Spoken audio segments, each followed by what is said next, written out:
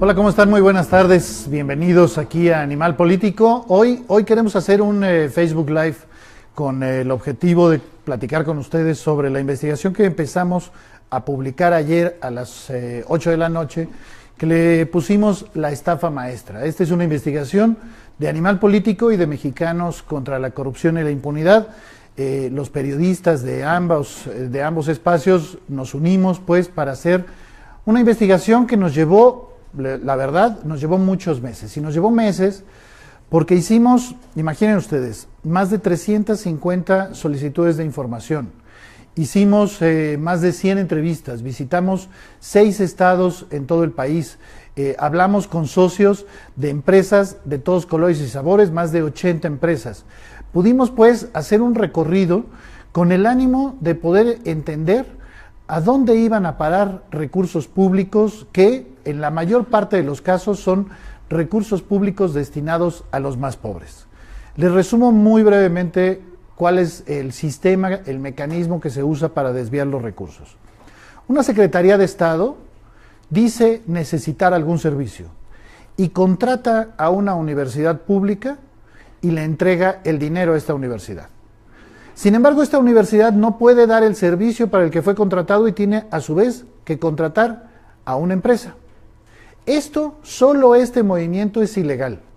Ilegal porque viola la ley de adquisiciones en su artículo primero. Pero no solo es ilegal, sino que además nosotros revisamos 186 empresas para llegar a la conclusión de que 128 de ellas no cumplen con los requisitos legales para recibir recursos públicos. La consideración de que no tienen y de que no cumplen los requisitos legales no es una consideración solo nuestra. Está respaldada por declaraciones oficiales de la Secretaría de Economía y del SAT, es decir, de quienes cobran los impuestos. La Secretaría de Economía es la responsable de dar el registro a cada una de las empresas. Este es el paso 1 para poder operar cualquier empresa. Bueno, este paso 1, la Secretaría de Economía nos confirmó que se violó. El SAT, insisto, que son los que se encargan de cobrar los impuestos, también nos dijo, oigan, de este grupo de 128 empresas hay unas que son consideradas fantasma. ¿Qué es una empresa fantasma? Son empresas que no tienen oficinas, que no tienen personal, que no tienen recursos para dar los servicios, tanto humanos como económicos, para dar los servicios para los que fueron contratados, que simplemente no dan los servicios. En muchos casos son empresas que no declaran impuestos, que dicen tener 0 empleados. Bueno, estas empresas, el propio SAT dice, son fantasma. Entonces, el primer elemento que nosotros pudimos confirmar es que estas 128 empresas o no tenían un registro o eran declaradas fantasma. Hicimos más. Fuimos a cada una de las oficinas a ver si en realidad existían o no. Ustedes pueden ver en el muro de Animal Político videos en donde se nota claramente cómo llegas a casas particulares en zonas populares en donde se supone que hay empresas que por supuesto no son empresas reales, son empresas fantasma. Tenemos videos en donde supuestos socios son en realidad barrenderos de escuelas públicas que se ríen cuando escuchan que la empresa de la que son propietarios ganaron más de 500 millones de pesos en contratos. Lo que nosotros encontramos son vecinos de diferentes ciudades que te dicen, estamos hartos de que vengan a preguntar por una empresa que aquí no existe. Miren, esta es una casa particular. Eso es lo que está documentado en los videos que ustedes pueden ver, insisto, en lo que hemos publicado en el muro de Animal Político y de Mexicanos contra la Corrupción. Toda esta información está debidamente documentada, todo está en videos, de todo tenemos documentos. Esto lo que pretendemos simplemente es continuar una investigación que inició la Auditoría Superior de la Federación. La auditoría lo que hizo, porque además es lo que puede hacer, es lo que le marca la ley, lo que hizo fue denunciar que algo raro estaba pasando y que tenían las autoridades que investigar. La auditoría dijo, alrededor de 800 millones de pesos están sospechosos, se están entregando a empresas que creemos nosotros no están cumpliendo con lo que se supone deben de cumplir.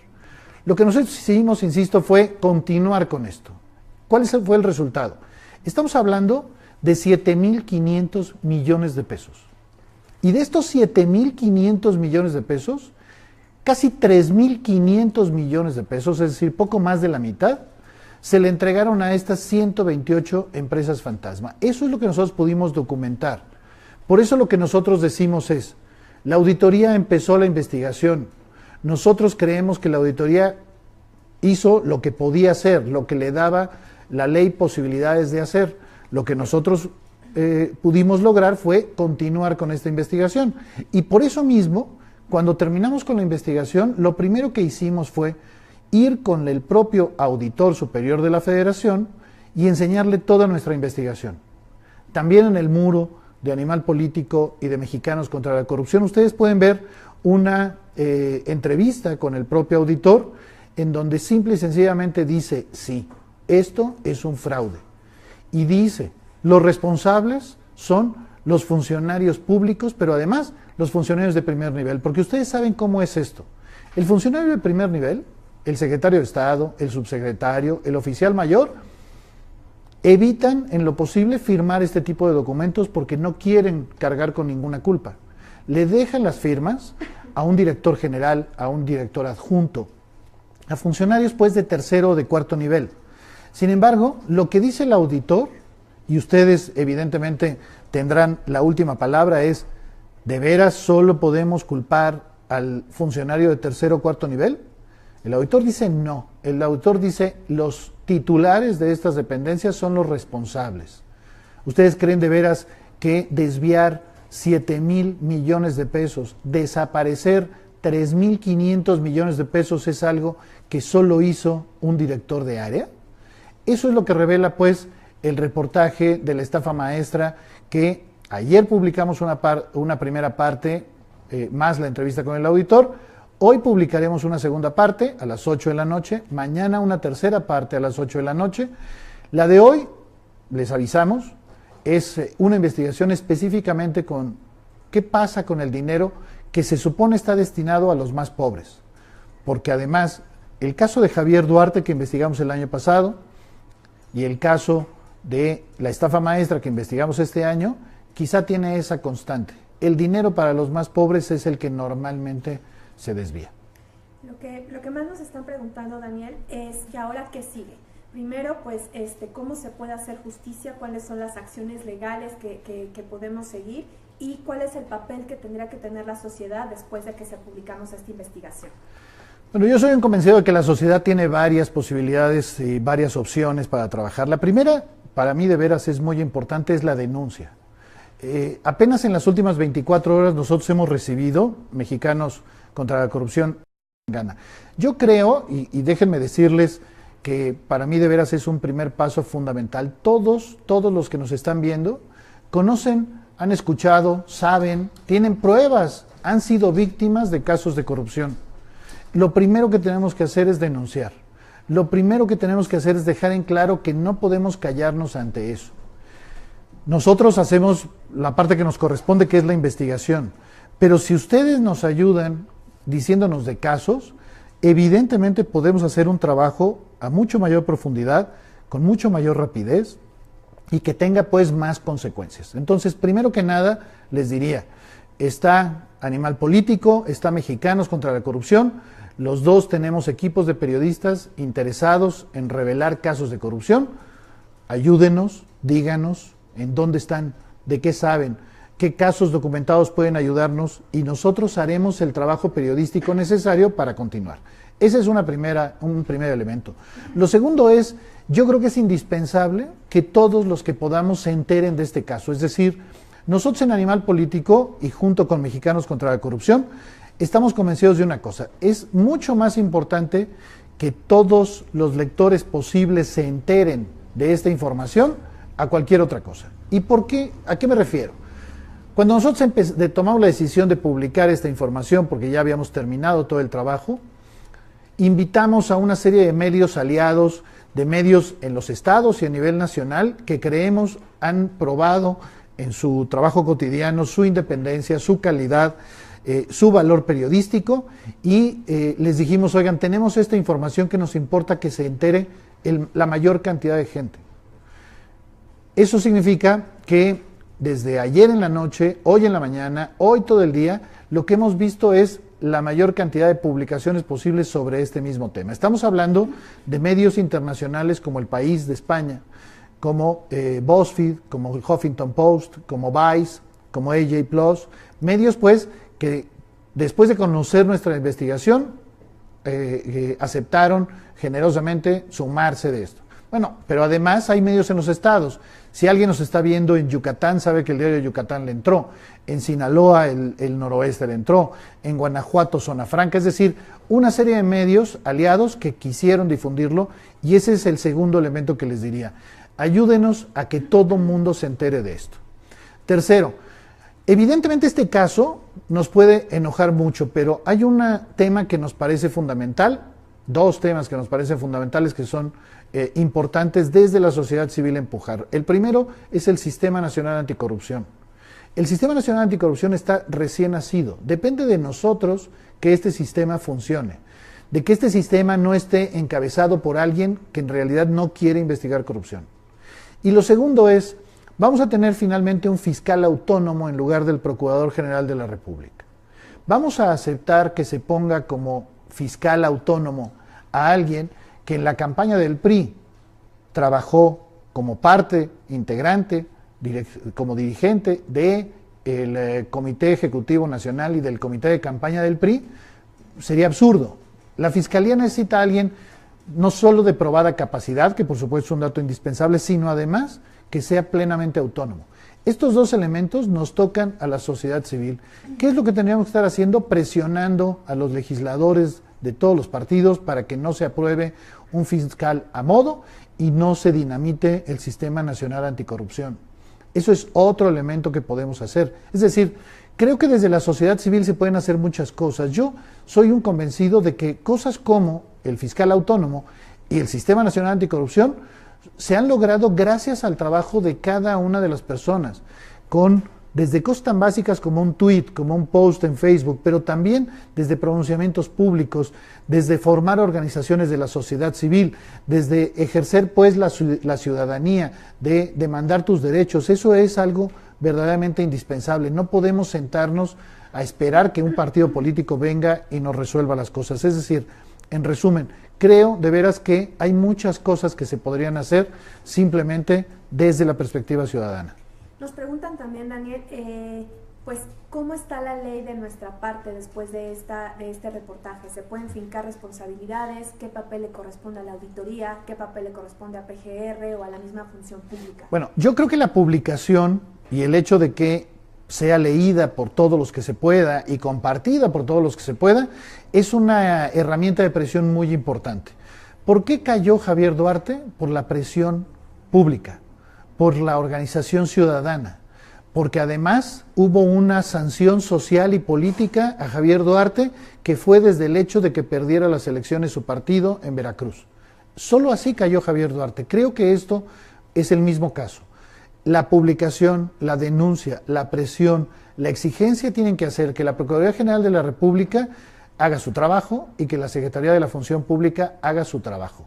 Imaginen ustedes nada más que las primeras denuncias que presentó la Auditoría Superior de la Federación tienen 2 años y medio.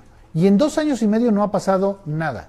La Procuraduría General de la República no ha movido un dedo.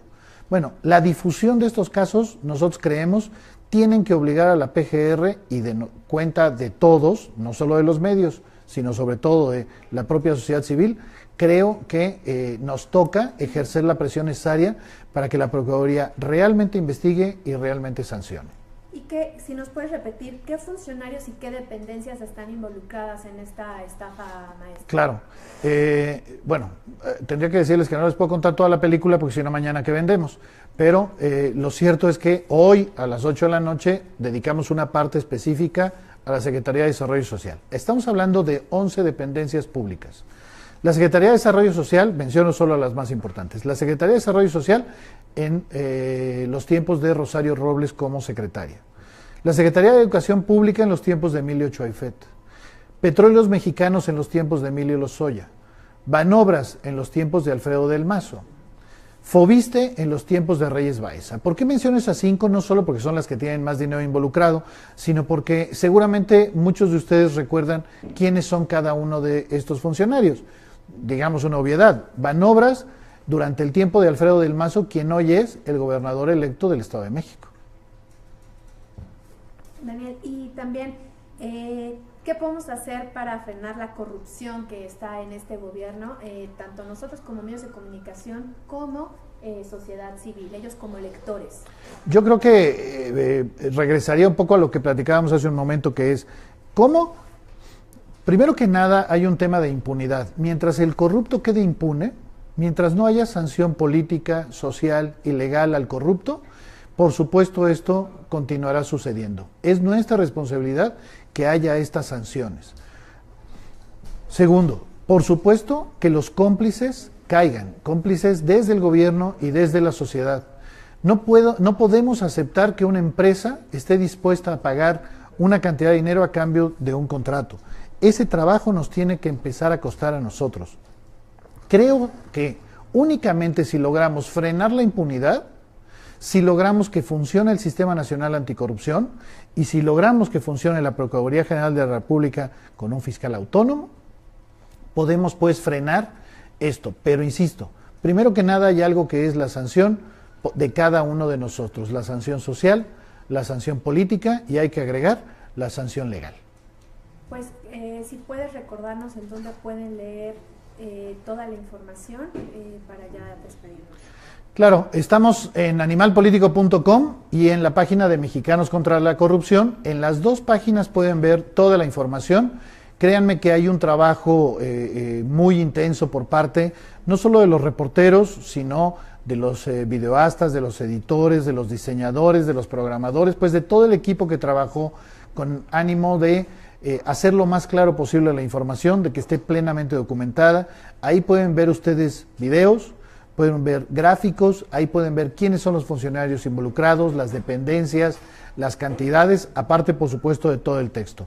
Ayer a las 8 de la noche publicamos una primera parte, hoy a las 8 de la noche publicaremos una segunda parte y mañana a las 8 de la noche publicaremos una tercera parte. Pues muchísimas gracias por acompañarnos en este Facebook Live y les recordamos que pues si hay la posibilidad de que tengan ustedes información sobre estos temas, es bienvenida. Nosotros lo que nos comprometemos es tratar de investigar todos los casos para documentarlos y para denunciarlos. Muchas gracias. Los de la mafia del poder no quieren dejar de robar, no tienen llenadera. Por eso andan asustando, diciendo que somos populistas o nos comparan con Maduro o con Trump.